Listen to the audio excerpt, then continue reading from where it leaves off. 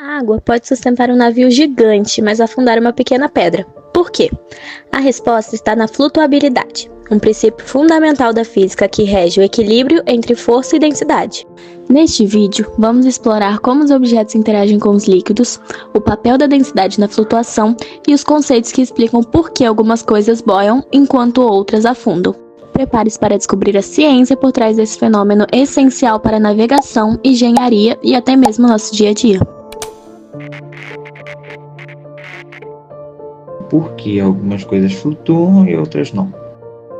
A resposta para isso está no princípio de Arquimedes. Quem já entrou em uma piscina ou banheiro já percebeu que nos sentimos mais leves. Isso acontece por causa do empuxo, uma força que empurra para cima um corpo quando está mergulhado de maneira total ou parcial. Essa força está relacionada com o volume de água deslocada pelo corpo. Ou seja, se imaginarmos um copo cheio até a borda de água e jogarmos um objeto lá dentro, um pouco de água irá transbordar. Esse volume de água que se deslocou é igual ao volume da parte submersa do objeto. Assim, entendemos que quando um corpo é submerso, ele desloca uma quantidade de água. Primeiro, para definirmos densidade, precisamos entender os conceitos de massa e volume. Massa nada mais é que a quantidade de matéria em um corpo, enquanto volume é o espaço que o corpo ocupa. A densidade é a relação entre massa e volume, ou seja, ela é o quanto de massa o corpo tem por unidade de volume. A massa específica é a mesma lógica, só que aplicada a uma substância pura e homogênea, sendo uma relação constante nas mesmas condições de pressão e temperatura. Assim, sempre que mudarmos a massa, o volume da substância muda proporcionalmente. Duplicando um, teremos o dobro do outro, por exemplo, mantendo a mesma massa específica. Voltando para a densidade, ela é um conceito mais abrangente, podendo ser aplicada a um corpo com diferentes substâncias, não se contendo única e exclusivamente a substâncias puras. Ambos são calculados usando uma fórmula simples, onde densidade é igual a massa dividido pelo volume. No caso da flutuabilidade nos seres vivos, isso vai depender diretamente de quanto vai ser a disposição de tecido adiposo, ou gordura, para não ter uma terminologia muito complicada, e músculo no corpo daquele indivíduo. Isso vale não só para os seres humanos, mas também para todo tipo de animal. Mas vamos fazer aqui um exercício mental de pensar em dois sujeitos com a mesma massa.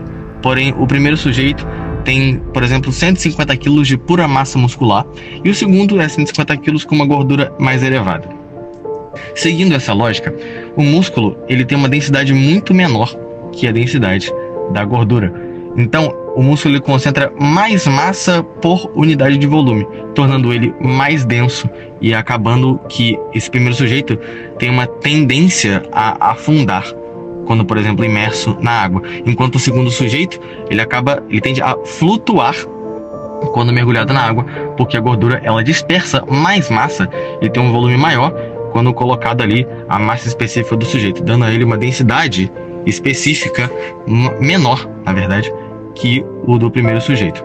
Agora, por exemplo, se a gente escolhe outros animais dentro da natureza, como por exemplo a lontra marinha, que não por ela ter uma quantidade de gordura maior no corpo, mas por ter uma camada de pelo muito espessa que concentra uma grande quantidade de pelos por centímetro quadrado da pele dela, acaba por se tornar menos denso que a água, sendo aí um dos animais com a maior densidade na natureza.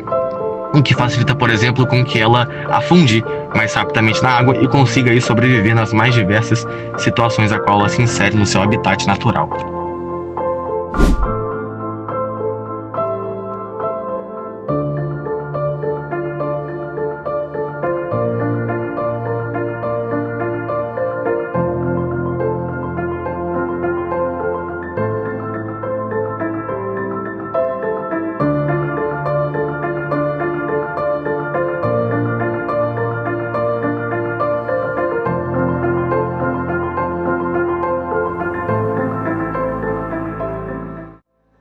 Agora que você entende como funciona a flutuabilidade, que tal fazer alguns testes por conta própria?